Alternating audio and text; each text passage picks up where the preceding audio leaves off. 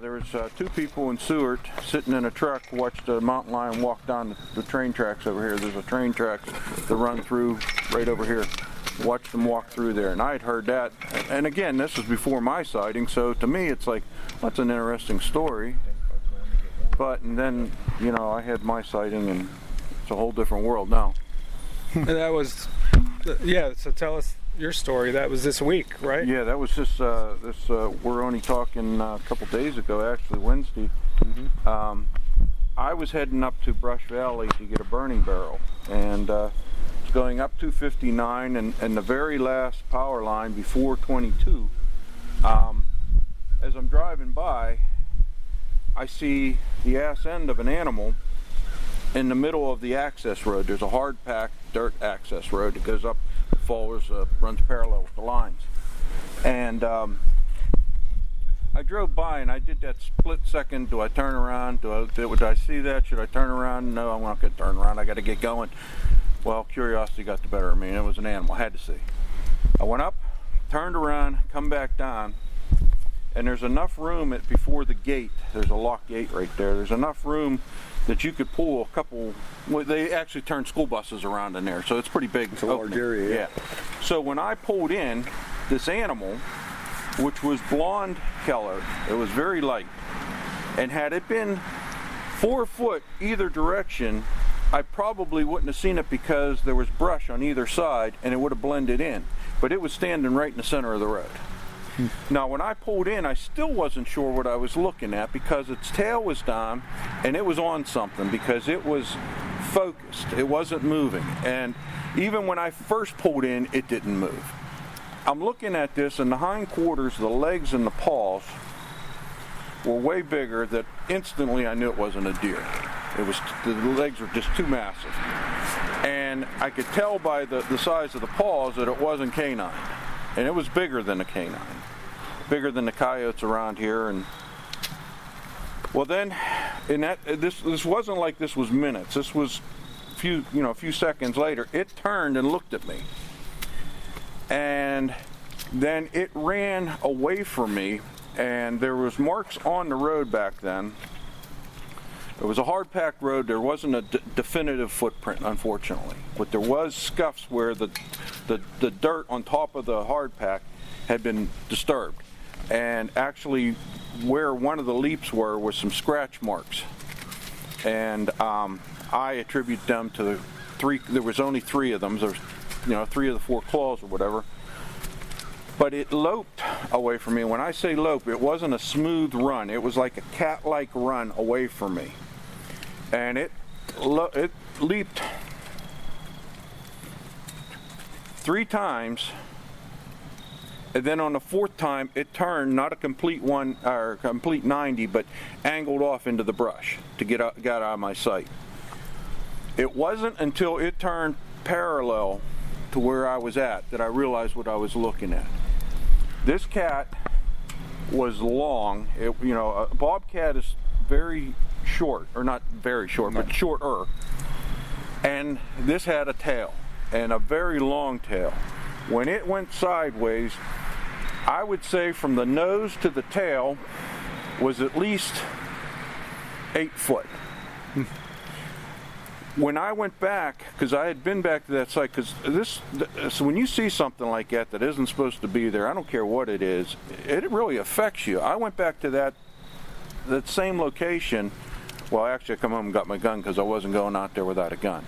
Went back and got my gun, and I went with another buddy, and I was walking off the leaps, and they were between 9 and 10 foot between the one paw prints to the next paw prints to the next paw prints, and then eventually you could see the disturbance in the ground where it made the turn.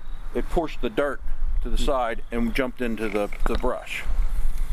And I was kind of stunned. I just sat there, and I kept waiting for it to come back up because there's access roads that go off of that, and I kept waiting to see it again. I knew I wouldn't. I knew, there's no way that a cat with any instinct's going to come back out in the open twice. But I had to stay. So I stayed for a little while, and then finally I started making phone calls.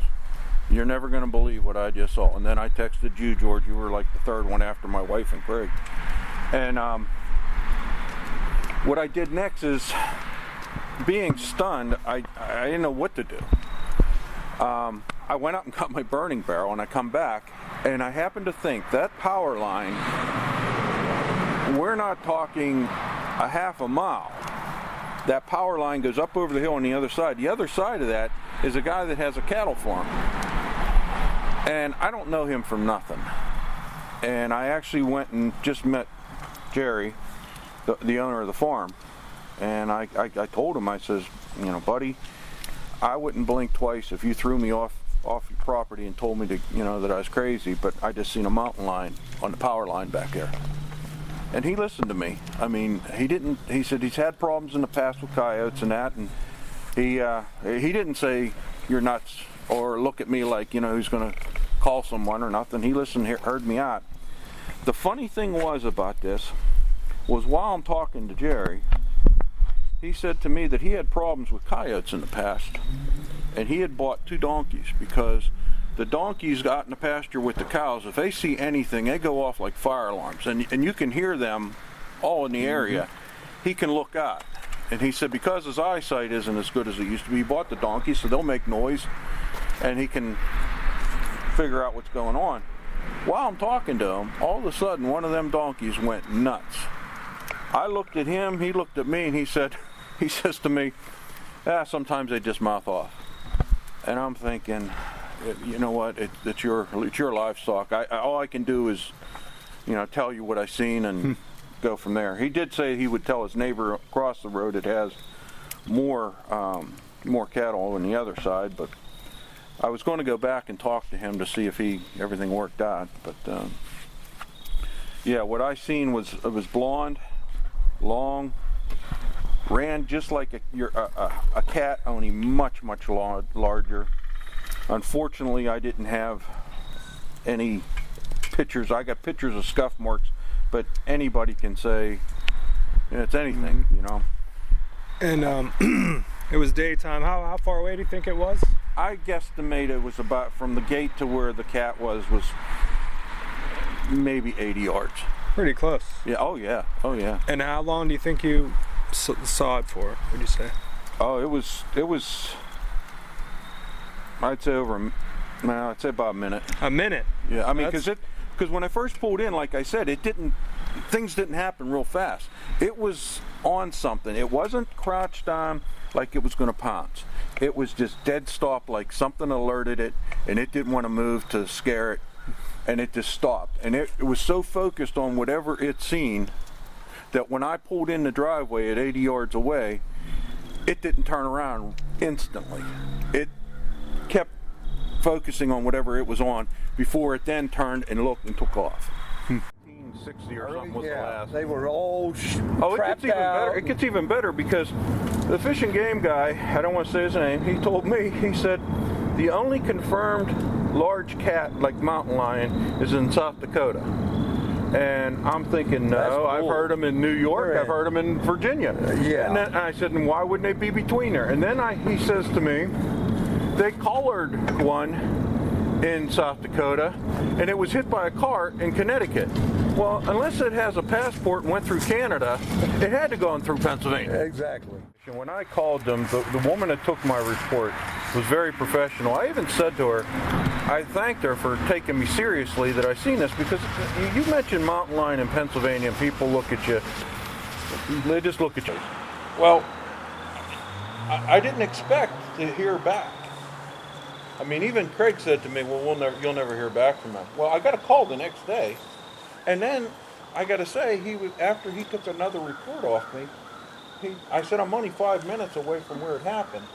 He said, I'm a half an hour, I'll meet you there. And he actually went out and looked, and you know, we looked for tracks, and you know, and it was and it was very professional. And he said that you know, he took the scientific approach. I need evidence, and I understood that.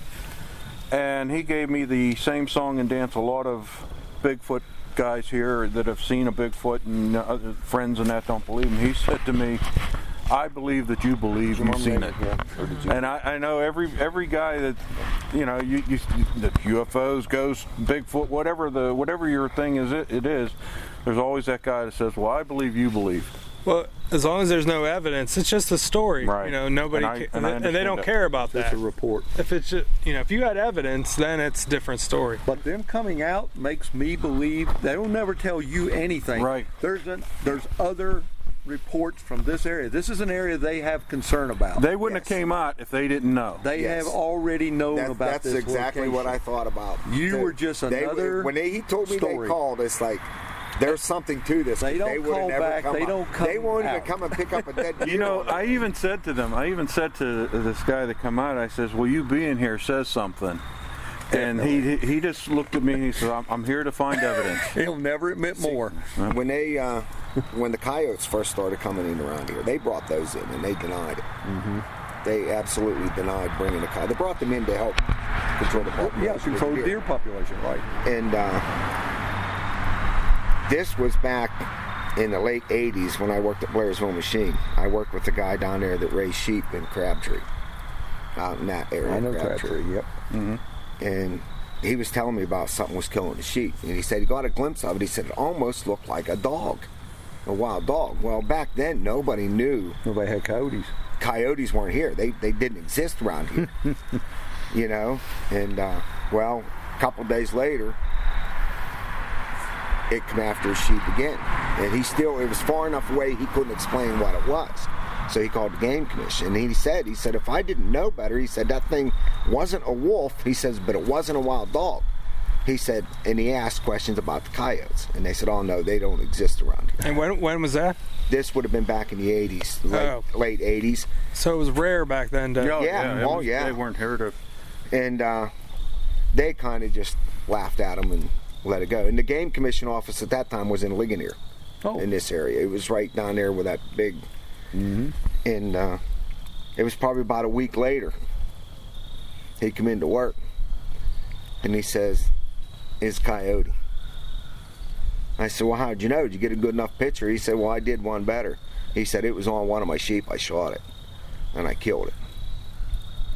And I said, well, what'd you do with it? And then you weren't allowed, if they weren't around, you weren't allowed to kill them. Yeah, now it's 24/7. And I said, well, what'd you do? Yeah, he says, I drove through that thing in the back of my truck. And he said, I drove right to Ligonier, and he says, I flopped that thing right on the counter there at the game commission. And he said, now you tell me there ain't no coyotes there in Pennsylvania. And he said the game commission didn't really say anything. He says, well, somebody must have had it for a pet. And the guy says, oh yeah? And he flipped it over. Right there in its ears was the game commission's ear tag. So they were tracking them. They knew it the whole time. Yeah. That's crazy. And I said, what'd he say then? He said, well, then the guy finally admitted that they have seen him here. And then he was telling Scott. I brought that up to the fishing game committee. And he was telling Scott that that happened in Somerset. Yeah. The way it was explained to me, that I brought up all the stories that I knew, and the fishing game map. The Pennsylvania. Have you seen that map that I have? Yeah. All the pins. Yes. It's on the map. There's somebody that was across the road.